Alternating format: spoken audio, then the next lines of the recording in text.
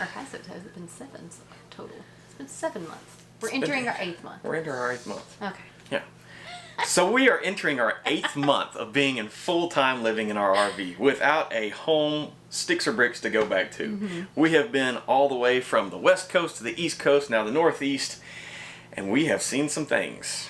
Some scary things, some weird things. Some pretty things. And learned some things along the way. We're fixing to share that stuff with you right now. So we've got 4 things we want to share with you. Number 1, and we're going to try to keep these all at a minute, maybe a little under, a little over, not to bore you. But number 1 has scariest and weirdest things that we've experienced.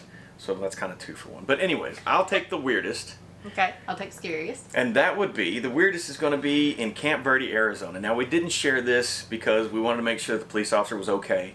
But I stepped out one night to take the dog out, and a helicopter flew over the top of our camper. I felt the wind from it, never saw it. It was blacked out completely.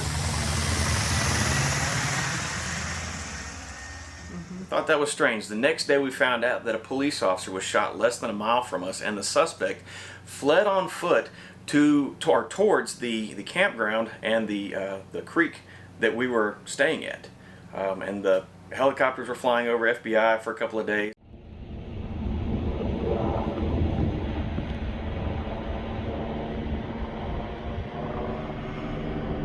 It was just a really strange situation. Yeah. The police and the sheriff were coming through the campgrounds.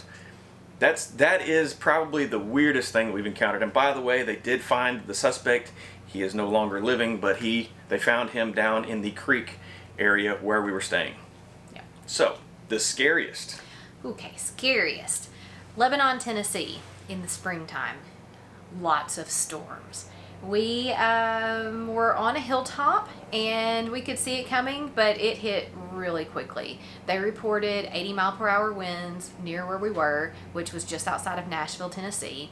And that night was just, I mean, some of it's a blur, but others have just really scarred us. The hail hitting the window and thinking it's going to break, Yeah. the wind shaking the camper. We thought it was going over. Yeah, we did. It was And rough. It was really rough. So that's definitely the scariest, and something that definitely comes to mind every time there's a storm that comes through now. Yeah, we don't forget that. No. Felt like Forrest Gump. That was sideways hail. Anyways. Number 2 is best campground and area we've stayed in. Yeah. Okay. I think one area in campground we both agree on, which was Stowe, Vermont. Yeah. Yes, Goldbrook Campground was absolutely beautiful and just a wonderful space. Yeah.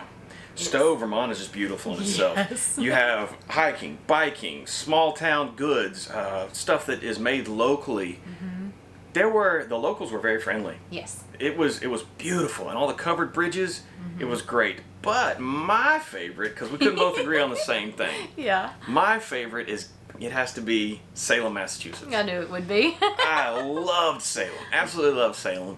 It is a big, small city, if that makes sense. And everything is within walking distance. So it's just great. And even we have a video from Winter Island Campground Park. And you can walk to downtown. You can ride your bike to downtown from there. It was just such a great, eclectic group of people. Everybody was happy. You could walk through wearing anything. You could not walk through in a birthday suit and be judged. You could walk through being who you wanted to be, and there was no judgment cast your way. Yes. That's why I love that place. Loved it. So number 3. Number 3 is the biggest adjustment we've had to make. RVing. Now there's a lot of adjustments, but the biggest adjustment that we have had to make living in our RV is weekdays to weekends. Yeah. Monday, Tuesday, Wednesday, it's nice and quiet. We sleep good. Thursday night kind of gets a little rowdy. Depends on where we are. I'll argue that. Friday nights, Saturday nights, and sometimes Sunday nights. Yeah. Everybody lives for the weekend, and that's fine. We're not judging anyone. These walls are paper thin, and we still work, and the kids still go to school, and there's some adjustment there. So we wake up some mornings and need a little extra coffee, and the kids need to sleep in a little bit because our neighbors had a party until 1 a.m. But that is the biggest adjustment, is not having our own property to control the noise and what's around us. Mm-hmm. But still, no complaint. You do you. It's fine. That's perfectly fine. But that is our biggest adjustment. Yeah, I'll agree. And number four. Number four is kind of the well-rounded question that everyone asks and everyone thinks about. Will we keep going? A little over 8 months in. Mm-hmm. How you feeling? I like it. I'm still going. I mean, we're still kind of new to it. Yeah. It's still fun. Yeah. The new is wearing off. But we still have so much more to see and experience, and the kids are just thriving off of the different, areas that we go to, learning at museums and just all the hands-on stuff and meeting new people. Yes. Learning different cultures. Mm-hmm. The diversity that we have run into throughout this trip has really opened all of our eyes. Yes. And you run into different areas and different things that you're like, nope, we're checking that off the list. But then, you find this great group in this great area, and it's like, wow, Makes it hard to leave. And another thing is the happiness. I don't think I've ever been this happy. Yeah. It's pretty happy. It's fun. I mean, we don't even have to go and spend money and do anything. We're constantly doing something different together. Yeah. We've met friends along the way. Our Yeah. friends have met up with us. We've visited family we haven't seen in years. It's just been wonderful. It's been great. Yeah. So, and we have had some comments, not so good comments about, what we do and with our kids and all. And let me tell you, the kids have not been happier.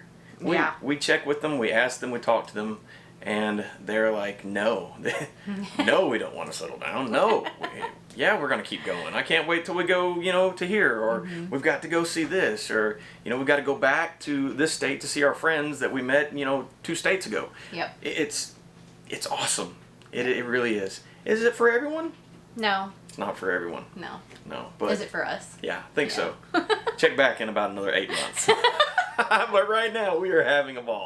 So, okay, well, we hope we didn't bore you too much. So, hopefully I said I'd set a timer, but I forgot to set the timer.